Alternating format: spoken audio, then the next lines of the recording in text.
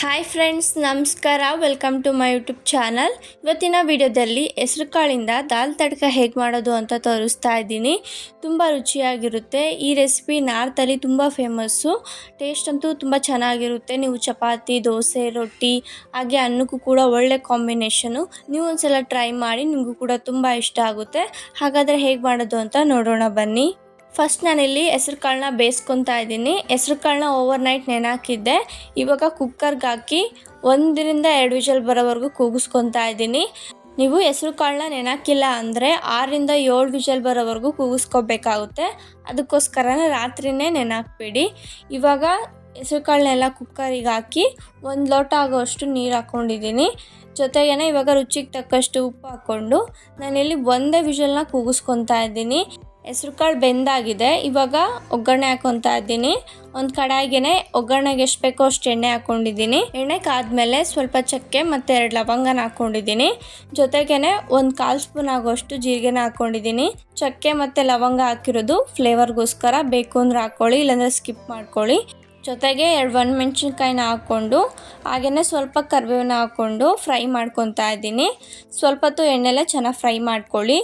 Fry ಮಾಡ್ಕೊಂಡಾದಮೇಲೆ 3 ಹಸಿಮೆಣ್ಸಿನ್ಕಾಯಿನ ಹಾಕ್ಕೊತಾ ಇದ್ದೀನಿ. ಒಣಮೆಣ್ಸಿನ್ಕಾಯಿನೂ ಕೂಡ ಹಾಕ್ಕೊಂಡಿದ್ದೀನಿ. ನಿಮಗೆ ಖಾರಕ್ಕೆ ಎಷ್ಟು ಬೇಕೋ ಅಷ್ಟು ನೋಡ್ಕೊಂಡು ಹಾಕ್ಕೊಳ್ಳಿ. ಹಾಗೆಯೇ 1 ಮೀಡಿಯಮ್ ಸೈಜ್ ಈರುಳ್ಳಿನೂ ಕೂಡ ಹಾಕ್ಕೊಂಡಿದ್ದೀನಿ. ಚೆನ್ನಾಗೆ ಎಣ್ಣೆಲಿ ಫ್ರೈ ಮಾಡ್ಕೊಳ್ಳಿ.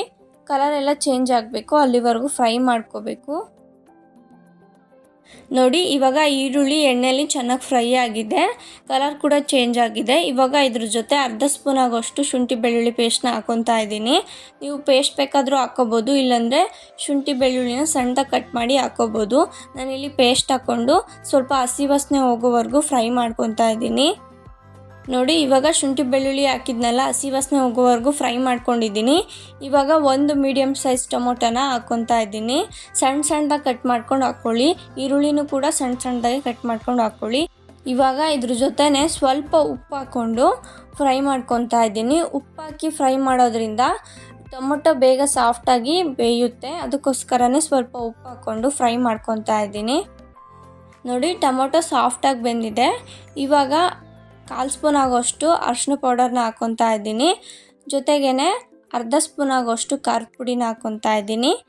ಹಾಗೆಯೇ 1 ಸ್ಪೂನ್ ಆಗೋಷ್ಟು ಧನಿಯಾ ಪೌಡರ್ನ ಹಾಕ್ಕೊತಾ ಇದ್ದೀನಿ. ಜೊತೆಗೇ 1/4 ಸ್ಪೂನ್ ಆಗೋಷ್ಟು ಜೀರಿಗೆ ಪುಡಿ ಇರುತ್ತಲ್ವ, ಅದನ್ನು ಹಾಕ್ಕೊತಾ ಇದ್ದೀನಿ. ಮಸಾಲ ಪದಾರ್ಥ ಹಾಕಿದ್ಮೇಲೆ ಎಲ್ಲ ಚೆನ್ನಾಗಿ ಫ್ರೈ ಮಾಡ್ಕೊಳ್ಳಿ. ನಿಮ್ಮ ಮನೇಲಿ ಜೀರಾ ಪೌಡರ್ ಇಲ್ಲ ಅಂದರೆ ಸ್ಟಾರ್ಟಿಂಗೇ ಜೀರಿಗೆನ ಸ್ವಲ್ಪ ಜಾಸ್ತಿ ಹಾಕ್ಕೊಳ್ಳಿ. ಇವಾಗ ಫ್ರೈ ಮಾಡ್ಕೊಂಡಾದಮೇಲೆ ಬೇಯಿಸಿರುವಂತಹ ಹೆಸ್ರು ಕಾಳನ್ನ ಹಾಕ್ಕೊತಾ ಇದ್ದೀನಿ. ನೋಡಿ, ಚೆನ್ನಾಗಿ ಸಾಫ್ಟಾಗಿ ಬೆಂದಿದೆ. ನಿಮಗೆ 1 ವಿಷಲಲ್ಲೇ ಬೆಂದಿಲ್ಲ ಅಂದರೆ 2 ವಿಷಲ್ ಕೂಗಿಸ್ಕೊಳ್ಳಿ. ಇವಾಗ ಚೆನ್ನಾಗಿ ಮಿಕ್ಸ್ ಮಾಡ್ಕೊತಾ ಇದ್ದೀನಿ.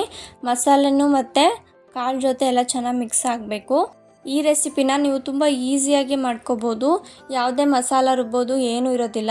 ತುಂಬ ಈಸಿಯಾಗಿ ಮಾಡ್ಕೋಬೋದು ಮತ್ತು ತುಂಬ ಟೇಸ್ಟಿಯಾಗೂ ಚೆನ್ನಾಗಿರುತ್ತೆ. ಒಂದೇ ಥರ ಮಾಡಿ ನಿಮಗೂ ಬೋರ್ ಆಗಿರುತ್ತಲ್ವ, ನೀವು ಒಂದು ಸಲ ಟ್ರೈ ಮಾಡಿ. ಇವಾಗ ಎಲ್ಲ ಚೆನ್ನಾಗಿ ಮಿಕ್ಸ್ ಮಾಡ್ಕೊಂಡಿದ್ದೀನಿ.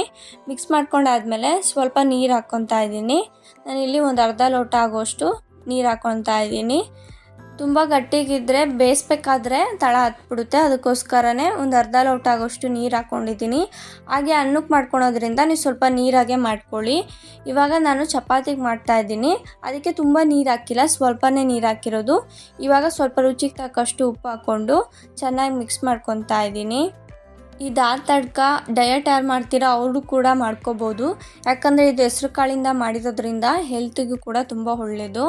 ಇವಾಗ ಬೆಣ್ಣೆ ಹಾಕ್ಕೊತಾ ಇದ್ದೀನಿ. ನಿಮಗೆ ಬೇಕು ಅಂದರೆ ಹಾಕ್ಕೊಳ್ಳಿ, ಇಲ್ಲಾಂದರೆ ಸ್ಕಿಪ್ ಮಾಡ್ಕೊಳ್ಳಿ. ಹಾಕಿದರೆ ಟೇಸ್ಟು ತುಂಬ ಚೆನ್ನಾಗಿರುತ್ತೆ.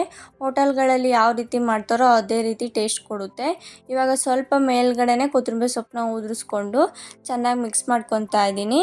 ಎಲ್ಲ ಚೆನ್ನಾಗಿ ಮಿಕ್ಸ್ ಮಾಡ್ಕೊಂಡಾದಮೇಲೆ ಹೆಸ್ರು ಕಾಳು ದಾಲ್ ತಡ್ಕ ರೆಡಿಯಾಗಿದೆ. ತುಂಬ ರುಚಿಯಾಗಿರುತ್ತೆ. ಯಾರೆಲ್ಲ ಡಯಟ್ ಮಾಡ್ತಿದ್ದೀರೋ ಅವರು ಬಟರ್ನ ಸ್ಕಿಪ್ ಮಾಡಿಕೊಂಡು ಮಾಡ್ಕೊಳ್ಳಿ. ತುಂಬ ಚೆನ್ನಾಗಿರುತ್ತೆ. ಹೆಲ್ತಿಗೂ ಕೂಡ ತುಂಬ ಒಳ್ಳೆಯದು. ನಿಮಗೆ ಒಂದೇ ಥರ ತಿಂದು ಬೋರ್ ಆಗಿದರೆ ಈ ಥರ ಟ್ರೈ ಮಾಡಿ. ಚಪಾತಿ, ರೋಟಿ, ಅನ್ನ ಎಲ್ಲದಕ್ಕೂ ಒಳ್ಳೆ ಕಾಂಬಿನೇಷನ್ನು. ಇದೇ ಥರ ವೀಡಿಯೋಸ್ಗೋಸ್ಕರ ನನ್ನ ಚಾನಲ್ನ ಸಬ್ಸ್ಕ್ರೈಬ್ ಮಾಡ್ಕೊಳ್ಳಿ. ಈ ವಿಡಿಯೋ ನಿಮಗೆ ಇಷ್ಟ ಆಗಿದ್ದಲ್ಲಿ ಪ್ಲೀಸ್ ಲೈಕ್ ಮಾಡಿ ಮತ್ತು ಶೇರ್ ಮಾಡಿ. Thank you for watching the video.